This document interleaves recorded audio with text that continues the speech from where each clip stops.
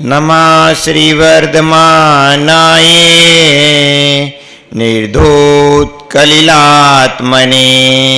सालोकानां त्रिलोकानां यद्विद्यादर्पणायते यद्विद्यादर्पणायते।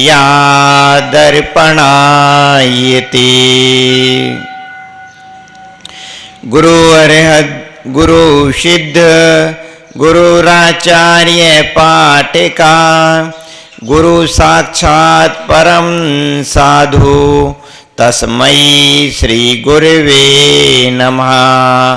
तस्मै श्री विराट गुरवे नमः। तस्मै श्री विराट गुरवे नमः।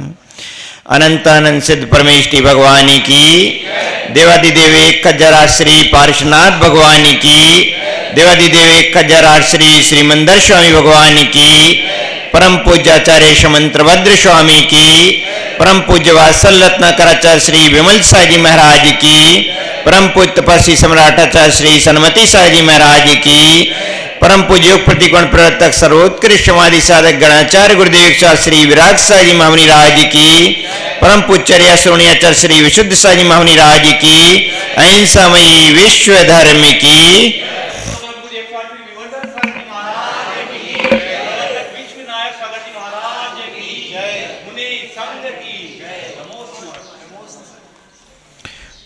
भवबंधु, भगवान अंतिम तीर्थेश महावीर स्वामी के शासन काल में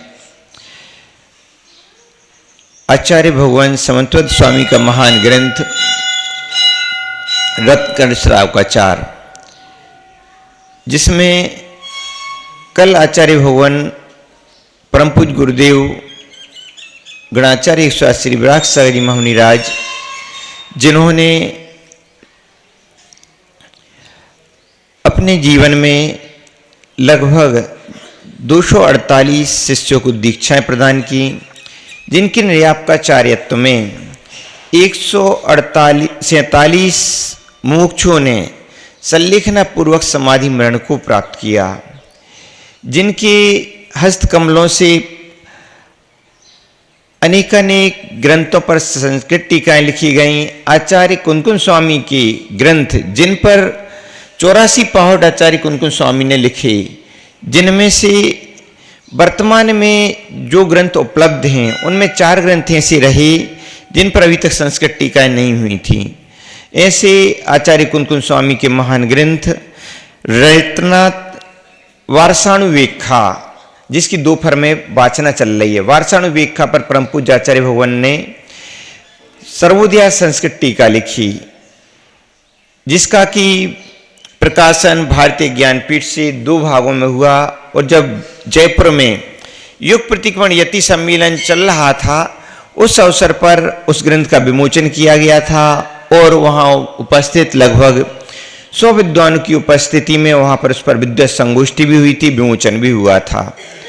दूसरा आचार्य भगवान का कुनकुन स्वामी का महान ग्रंथ रयणसार, जिस पर परम पूज्य गुरुदेव ने रत्नात्रय वर्धनी संस्कृत टीका लिखी, जिसका भी प्रकाशन भारतीय ज्ञानपीठ से ही 2 भागों में हुआ, जिसका विमोचन जब दूसरा युग प्रतिक्रमण यति सम्मेलन करजुगवा जी झांसी में 2017 में हुआ था, उस अवसर पर वहाँ पर विमोचन भी हुआ।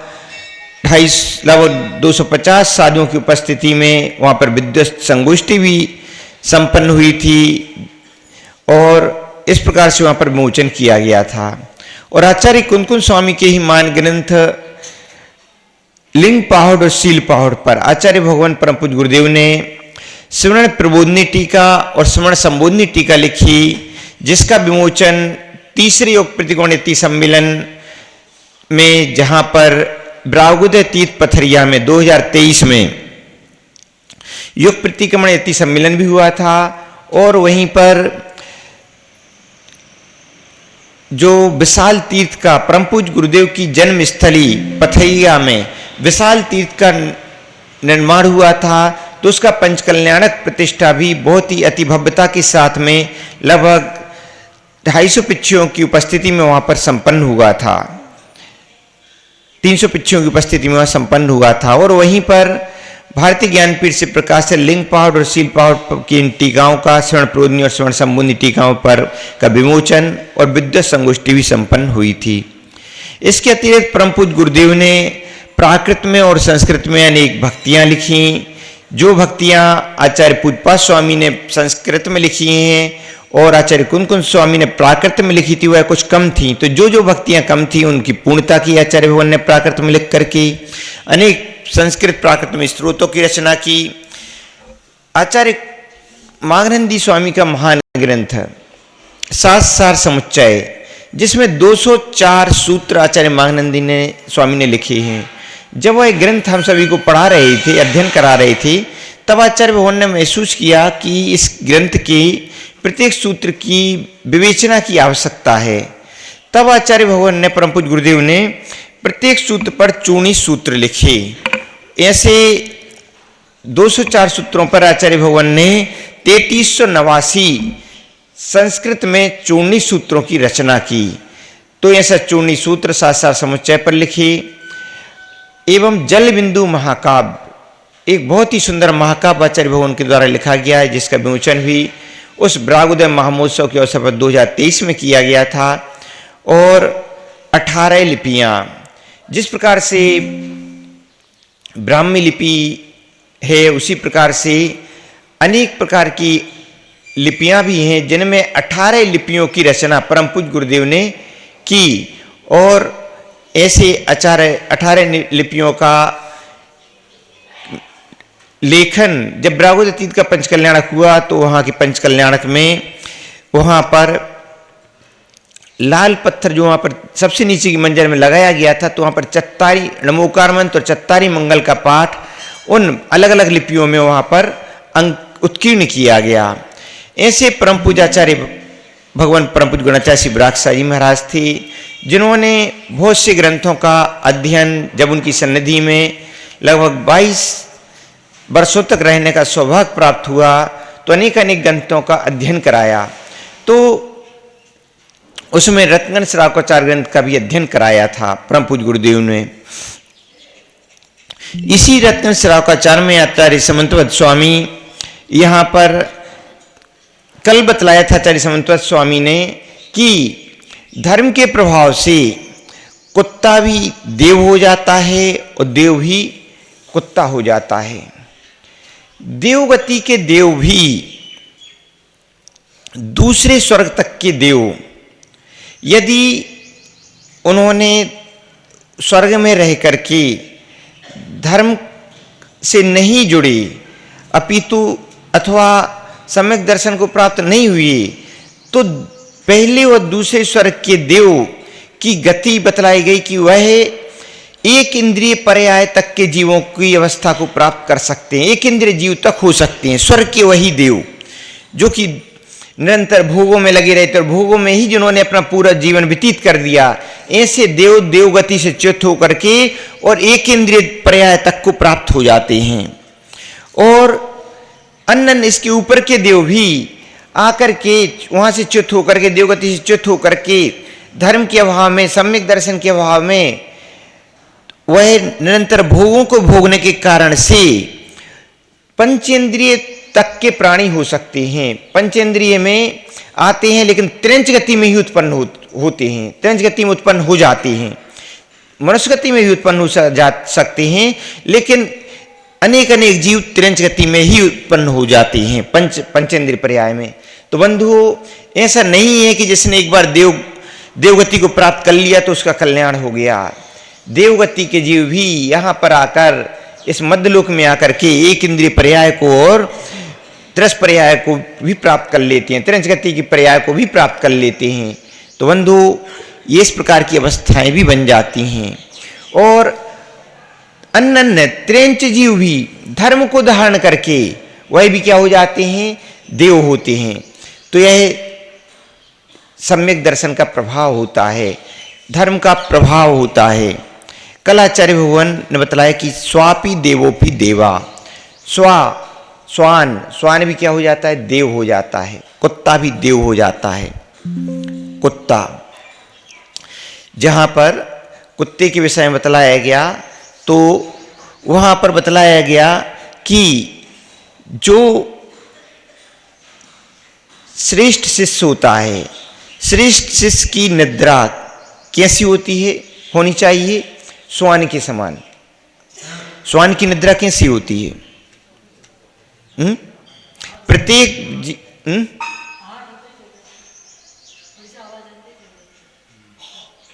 प्रत्येक जीव में कुछ गुण होते हैं तो कुछ दोष भी होते हैं।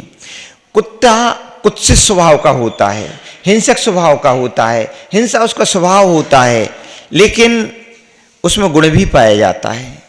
गुण यह होता है कि वह वफादार होता है। कुत्ता की वफादारी के अनेक उदाहरण मिलते हैं।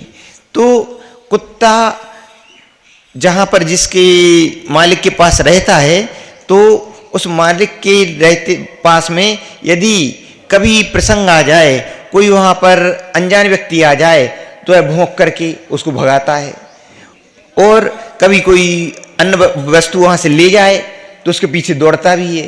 तो उसमें यह वफादारी का गुण होता है। इसी प्रकार से जो श्वान कुत्ते की निद्रा होती है, कुत्ते की निद्रा इस प्रकार की होती है, थोड़ी सी उसको आवाज आए तुरंत ही क्या हो जाता है? जागृत होता है, जागृत हो जाता है, श्वान निद्रा। तो इसी प्रकार से शिष्यों को भी कहा गया कि जो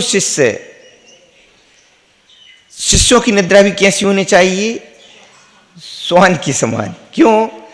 थोड़ा सा ही आहट मिले तो जाग जाना चाहिए। क्यों? क्योंकि थोड़ी सी आहट मिली, समय पर जागना और समय पर सोना, तो समय पर जाग भी जाना चाहिए। थोड़ी सी आहट मिले तो जाग जाना चाहिए। क्यों? क्योंकि यदि हम समय से नहीं जागे तो फिर शिष्य अपने याद करने का काम नहीं कर सकता। जो छात्र होता है वह याद नहीं कर सकता। यदि सोने सोने में ही लगा रहेगा और माँ ने थोड़ी सी उसके लिए क्या किया, माँ ने थोड़ी सी आवाज़ की कि बेटा जाग जाओ, बेटा नहीं जागा, सो ही रहा है, तो वह उसका अध्ययन अच्छा नहीं हो सकता, और अध्ययन अच्छा नहीं होता होगा तो पढ़ाई अच्छी नहीं हो सकती। इस कारण से जहाँ पर सुक्ति शास्त्र में शिष्यों के लक्षणों में इस प्रकार का बतलाया गया कि श्वान निद्रा होनी चाहिए। बंधु, इस प्रकार से श्वान निद्रा तो हो लेकिन श्वान की प्रवृत्ति ना हो, श्वान के समान आचरण ना हो, इस बात का भी ध्यान रखना चाहिए। और जीवन में इस प्रकार का कार्य करना चाहिए कि जीवन में हम धर्म सहित कार्य करें। जिसने धर्म सहित कार्य किया उसका जीवन सुधर जाता, और जिसने धर्म के साथ कार्य नहीं किया उसका जीवन सुधर नहीं पाता। 30वें नंबर की कारिका में आचार्य भगवान बतला रहे हैं कि कभी भी भय के कारण से, आशा के कारण से, स्नेह के कारण से, लोभ के कारण से कुदेव, कुआगम, कुशास्त्र, कुलिंगी अर्थात जिन्होंने धर्म के मार्ग पर तो आए हैं, साधु का वेश तो धारण किया है, लेकिन साधु का वेश इस प्रकार का है कि वह वेश उनके लिए संसार में भ्रमण कराने वाला ही है। ऐसे साधुओं के लिए, ऐसे कुदुओं के लिए, ऐसे कुशास्त्रों के लिए आचार्य भगवान कहते हैं कि प्रणाम भी नहीं करना चाहिए, विनय भी नहीं करना चाहिए। किसके लिए? शुद्ध दृष्टिया, सम्यक दृष्टि जीव के लिए। यह आचार्य भगवान कहते हैं इस गाथा में, 30वीं गाथा में, भयासा स्नेह लोभाचे कुदेवा गमलिंगिनाम प्रणामम विनयम चैव न कुर्यो शुद्ध दृष्टिया। शुद्ध दृष्टिया, शुद्ध दृष्टि अर्थात सम्यक दृष्टि। बंधु, संसार में जीवन जीते हैं, जीवन जीते हुए कई बार ऐसे अवसर आ जाते हैं। अवसर क्या आ जाते हैं? बेटा रो रहा है तो माँ क्या करती है? बेटे के लिए लो बेटा टॉफी ले लो, एक चॉकलेट दे दी, बेटा क्या हो गया? शांत हो गया। माँ को मंदिर जाना है तो बेटे को क्या कर दिया? मोबाइल पकड़ा दिया। अब बेटा मोबाइल में लगा हुआ है, माँ मंदिर चली गई। अब यह क्या है? लोभ, लालच। थोड़ा सा लोभ दे दिया, व्यक्ति उसमें उलझ गया, उपयोग हट गया, दूसरे व्यक्ति ने अपना काम कर लिया। इसी प्रकार से भय होता है। भय के कारण से जीव कई बार, भय आवश्यक भी है, करना भी चाहिए और नहीं भी करना चाहिए। भय कहाँ करना चाहिए और कहाँ नहीं करना चाहिए। संदेशी प्यारा सत्य कहाँ करना चाहिए और कहाँ नहीं करना चाहिए। हिंसा से लड़ने को तुम्हें आना पड़ेगा।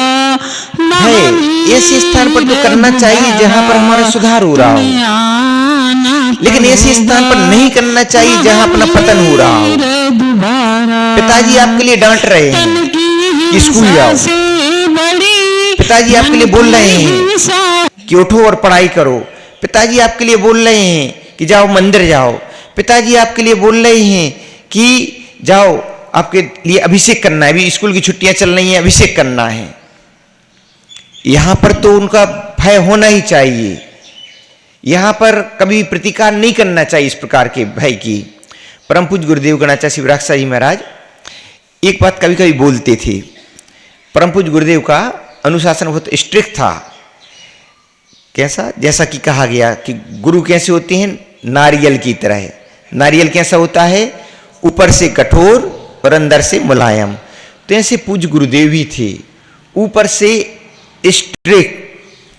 स्ट्रिक्ट इतने कि उनकी आंखों से ही कोई मिस्टेक की है और आचार्य जी ने देख लिया तो ही क्या हो जाए, ऊपर से नीचे तक पसीना आ जाए। अरे आचार्य श्री ने देख लिया, गड़बड़, हमने मिस्टेक की थी, इस कारण से आचार्य श्री ने ऐसा हमारे लिए देखा। नजरों से ही समझ में आ जाता है। छोटा बेटा हो, छोटे बेटे के लिए माँ देख ले, छोटा बच्चा समझ जाता है, अरे माँ गुस्सा में है, जाओ चुपचाप बैठ जाओ, कुछ भी नहीं करो। बस वो खिलना बंद कर देता है और चुपचाप आकर के अपने स्थान पर बैठ जाता है। ऐसा ही होता है कि नहीं होता है? सही माँ ही तो बैठी हुई है। छोटे बच्चे को ऐसा देख लिया तो ऐसा समझ आता है। और जहां उसने देखा माँ तो अच्छे प्रेम से देख रही है, इसने बड़ी दृष्टि से देख रही है, तो तुरंत क्लक करके और माँ की गोदी में पहुंच जाता है, खेलने लगता है। और कहीं माँ के आजू बाजू घूमेगा, माँ के आकर के पाँव पैर पकड़ लेगा, हाथ पकड़ लेगा, बाल पकड़ लेगा। तो जब माँ की दृष्टि देखता है कि माँ प्रसन्न मुद्रा में है, तो इस प्रकार की भी उसकी स्थिति हो जाती है। और जब देखता है कि माँ तो गुस्से में है, तो चुपचाप आकर के सहम करके बैठ भी जाता है। तो इस प्रकार की दृष्टि होती है। तो गुरु की भी एक इस प्रकार की दृष्टि होती है। गुरु शिष्य को समझाते भी हैं, कैसे? कठोरता से समझाते हैं। क्यों? क्योंकि जो शिष्य अपनी आत्मा के कल्याण करने के लिए आया है, जिस उद्देश्य से उसने अपने गुरु का चयन किया है, गुरु के लिए गुरु के चरणों को पकड़ा है, तो गुरु भी चाहते हैं कि जो शिष्य ने हमारे लिए समर्पण किया है, वह शिष्य जिस उद्देश्य से आया, अपनी आत्मा के कल्याण के उद्देश्य से आया है, तो वह शिष्य भटकने ना पाए, यह उनका उद्देश्य रहता है। तो परम पूज्य गुरुदेव एक और कठोर भी थे नारियल के समान, कि शिष्य कहीं गलत राह पर ना जाए, गलत आचरण उसके अंदर ना आए, तो संभालने के लिए तुरंत समझाते भी थे, देरी नहीं करते थे। कोई मिस्टेक दिखी तुरंत ही समझा देते थे कि तुम वहां पर खड़े खड़े बात कर रहे थे। क्या समझाते थे? किसी से यदि हमने खड़े होकर बात कर ली और आचार्य जी ने देख लिया कि विवर्धन सागर जी आज 10 मिनट तक खड़े खड़े बात करते रहे, तुरंत ही सुबह से स्तोत्र पाठ हुए, आचार्य वंदना हुई, और आचार्य वंदना के पश्चात आचार्य जी की क्लास शुरू होती थी। क्यों विवर्धन सागर जी, कल आप खड़े खड़े बात कर रहे थे? पूछेंगे हमने। आचार्य जी कब? जब दर्शन करके लौटे थे, और दर्शन करने के पश्चात हम अंदर आ गए थे और आप बाहर ही खड़े खड़े बात करते रहे। आचार्य श्री के पास भी भले भी कमरे में हो, लेकिन आचार्य श्री की बात में कौन सी? CID, इंटेलिजेंसी ब्यूरो है, यही होता है CID। तो CID क्या होती है? खुफिया खबरें, विशेष खबरें कहाँ पहुंचा देती हैं? अपने आपस में भेज देती हैं। देश में कहीं पर भी कोई किसी प्रकार के शत्रु देश किसी प्रकार का काम करे, लेकिन सीआईडी क्या करती है? इन विशेष बातों के पता लगा करके विशेष बातों की जानकारी अपने आपस में भेजती रहती है। तो इसी प्रकार से परम पूज्य गुरुदेव होते हैं। कोई भी शिष्य कहीं पर भी रहे, लेकिन सारी जानकारी कहाँ पहुंचती है? आचार्य श्री के रूम में। भले ही अपने कमरे में बैठे होंगे, लेकिन सारी जानकारी परम पूज्य गुरुदेव के पास पहुंच जाती थी। कौन किस शिष्य ने आज क्या कार्य किया, क्या कार्य नहीं किया, अच्छा कार्य किया, अच्छा कार्य नहीं किया, सारी जानकारी आचार्य श्री को हो जाती थी। कैसे होती थी? अब वो जानकारी आपको देंगे हम, मालूम कब देंगे? जब आप सभी भी शिष्य बन जाएंगे, तब हम देंगे कब कैसे जानकारी मिल जाती है। गुरुजनों को कैसे जानकारी मिल जाती है अपने शिष्य की कि ये आज शिष्य ने मिस्टेक की। तो आचार्य श्री बोले कि जब हम कमरे के अंदर थे तब आप कमरे के बाहर खड़े खड़े बात करते रहे। तो उन्होंने बोला कि क्या आपने हमारे लिए जानकारी दी? क्या किससे बात की थी? खड़े खड़े बात की थी या दूसरी मिस्टेक? खड़े खड़े बात करनी चाहिए, क्या नहीं करनी चाहिए? तो इस प्रकार से परम पूज्य गुरुदेव कठोर भी रहते थे। कोई मिस्टेक होती थी तो समझा भी देते थे। तो आचार्य श्री बोलते थे कि भय भी होना चाहिए। भय बिन प्रीत ना होत सयाने। कहीं पर एक कारी का लाइन आई हुई है, शायद पूजा में आई, किस में आई? भय बिन प्रीत ना होत सयाने। जहां जब तक भय नहीं होगा तब तक प्रीत भी नहीं हो सकती, तब तक स्नेह भी नहीं हो सकता। यदि बेटे के लिए अपनी मां से भय नहीं है तो उसके लिए प्रीति भी नहीं होगी। क्यों? भय नहीं है ना, तो कुछ समय बाद बेटा जब बड़ा हो जाएगा, यदि मां से भय नहीं है तो क्या हो जाएगा? फिर तो मां डांटेगी और बेटा क्या करेगा? बेटे ही आंखें दिखाने लगेगा मां को। बेटा ही क्या करने लगेगा? पिता डांटेगा, पिता ही को ही आंखें दिखाने लगेगा। तो भय भी होना चाहिए। जब तक भय नहीं रहता है ना, तो तब तक प्रीति भी नहीं रहती, स्नेह भी नहीं रहता। जिन बेटों में भय रहता है तो प्रीति भी रहती है। पिता का हमें आदर करना है, पिता का हमें सम्मान रखना है, यह प्रीति भी होती है। और जहाँ पर भय नहीं होता वहाँ पर फिर प्रीति भी नहीं होती, और वहाँ पर बेटा फिर सम्मान भी नहीं करता, आदर भी नहीं करता वरिष्ठ जनों का। जब तक गुरुदेव के प्रति गुरुदेव परखते थे, जब समय समय पर जिस शिष्य में भय रहता था तो उसके लिए आचार्य भगवान समझाते भी थे, संभालते भी थे और शिक्षाएं भी देते थे, अच्छी अच्छी शिक्षाएं भी देते थे। लेकिन जब शिष्य के लिए देख लिया, कोई शिष्य, अब शिष्य तो अनेक प्रकार के आते हैं, किसी शिष्य में देख लिया इस शिष्य में क्या हो रहा है, धीरे धीरे इसके आचरण में परिवर्तन आता जा रहा है। हम कोई बात समझाते हैं तो यह क्या कर देता है, नेग्लेक्ट कर देता है, उपेक्षा कर देता है। तब आचार्य भगवान कहते थे कि पिताजी जब देखें कि बेटा अब क्या हो गया है, आंखों से आंखें मिलाने लगा है, तो समझ जाओ बेटा अब क्या हो गया है, बड़ा हो गया है। अब इसको क्या कर दो, न्यारा कर दो, इसमें ही अपना सम्मान है। और न्यारा नहीं किया तो यह क्या कर देगा, अपना ही क्या कर देगा, असम्मान करने लगेगा, अपना ही तिरस्कार करने लगेगा। समय समय पर आचार्य भगवान से कुछ शिक्षाएं भी मिलती रहती थी। तो इस प्रकार की शिक्षाएं का आचार्य भगवान देते थे कि भय बिन होत ना प्रीत सयानी। जब तक भय है शिष्य के अंदर तब तक वह संभला रहेगा, तब तक शिष्य का उत्थान होता रहेगा, तब तक शिष्य में एक ना एक नए नए संस्कार आते रहेंगे। और जहां उसके अंदर का भय निकल गया, भय निकला तो गुरु भी क्या करते हैं, जहां देख लिया कि अब शिष्य को तो डर ही नहीं है हमसे, तो फिर शिष्य गुरु भी क्या करते हैं, उसको शिक्षा देना बंद कर देते हैं। क्यों? हमें इसको शिक्षा देंगे तो हमारी शिक्षाओं की कीमत नहीं करेगा। तो इस कारण से भय तो होना ही चाहिए। तो भय किससे होना चाहिए, अब समझ गए ना आदित्य भैया? भय कहाँ होना चाहिए? अपने जो वरिष्ठ जन रहते हैं, जो हमारे जीवन का कल्याण करने वाले होते हैं, हमारे जीवन को संभालने वाले होते हैं, तो उनसे भय होना चाहिए, गुरुजनों से भय होना चाहिए, इनसे तो होना चाहिए। लेकिन भय किनसे नहीं होना चाहिए? भय उससे नहीं होना चाहिए। हमारा कोई मित्र, हम क्लास में पढ़ते हैं और क्लास में कुछ ऐसे भी रहते हैं लोग, जैसे क्या बोलते हैं आप, कॉलेज में रहते हैं तो बड़े जो स्टूडेंट रहते हैं वो क्या लेते हैं? रैगिंग लेते हैं। अब वो रैगिंग लेते हैं और कई बार क्या करते हैं, उसमें जो अच्छे कार्य नहीं वह भी कार्य करने के लिए अपने लिए प्रेरित करते हैं कि हमें ऐसा करना है, वैसा करना है, इस प्रकार के लिए प्रेरित करते हैं। तो भय, जो गलत लोग हैं उनसे भय नहीं होना चाहिए। जो समाज में अच्छे लोग नहीं रहते हैं, जिनकी प्रवृत्ति अच्छी नहीं रहती है, उनके लिए क्या बोलते हैं? गुंडा मवाली। ऐसे लोगों से भय नहीं करना चाहिए। जिनकी आदत अच्छी नहीं है, जिनकी संगति अच्छी नहीं है, उनसे भय नहीं करना चाहिए। तो इनसे भय नहीं होना चाहिए।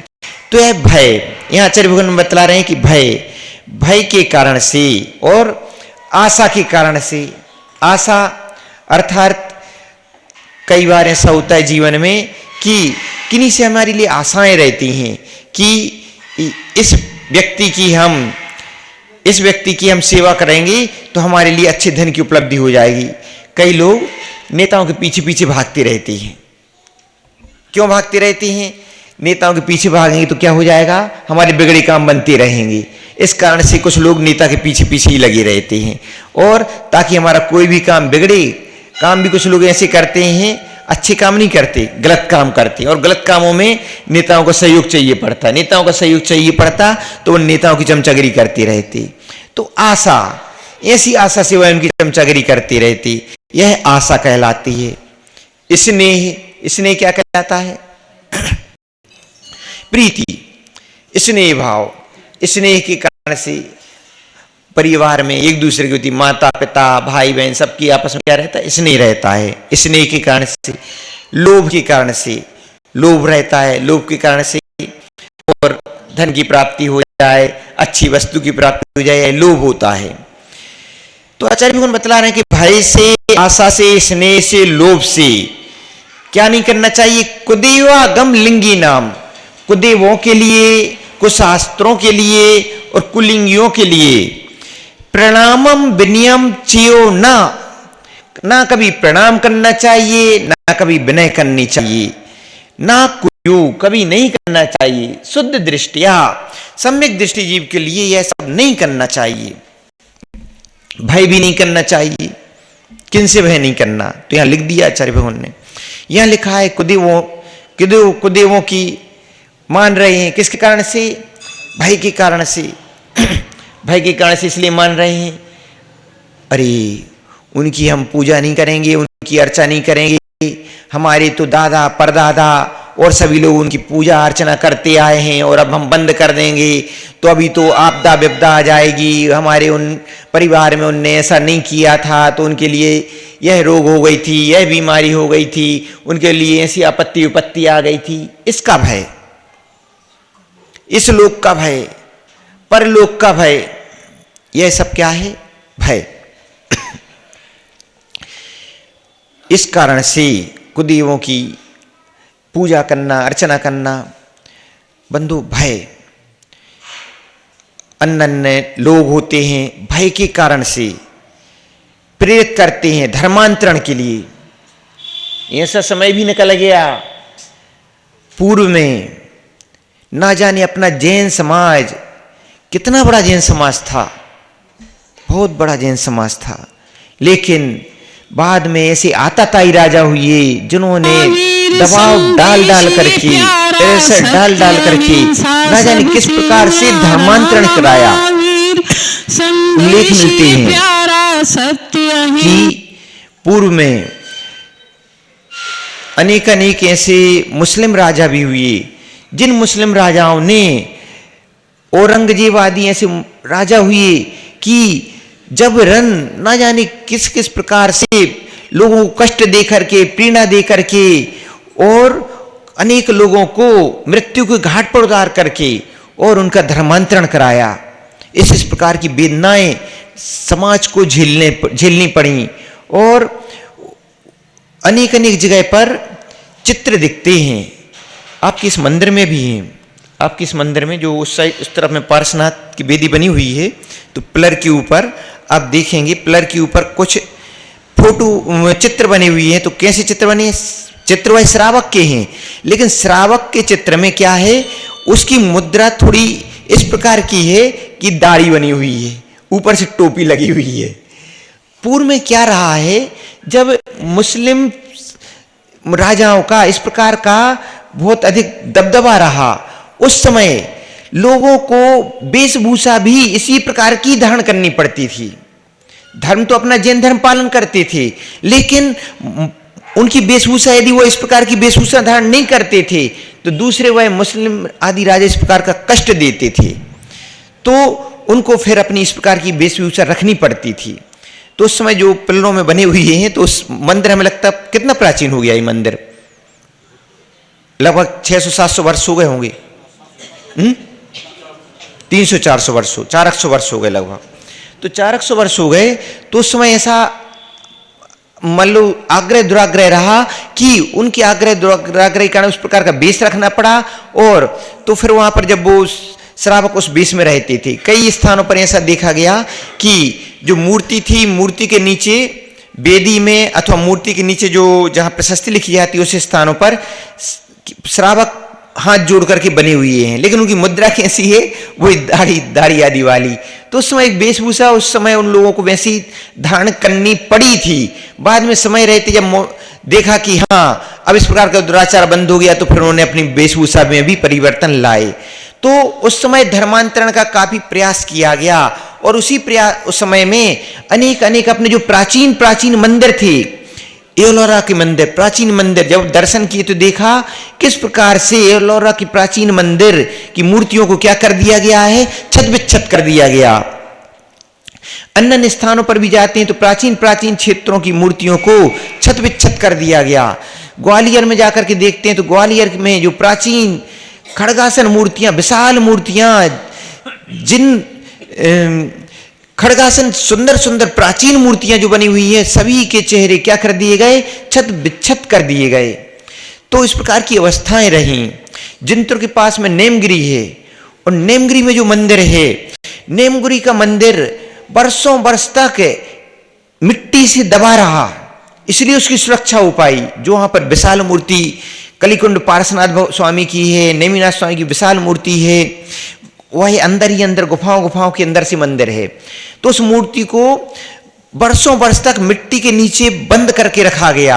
जब वहां पर मुस्लिम राजाओं ने आक्रमण किया उस समय उसके लिए मिट्टी से तोप दिया गया तो सुरक्षित रहा।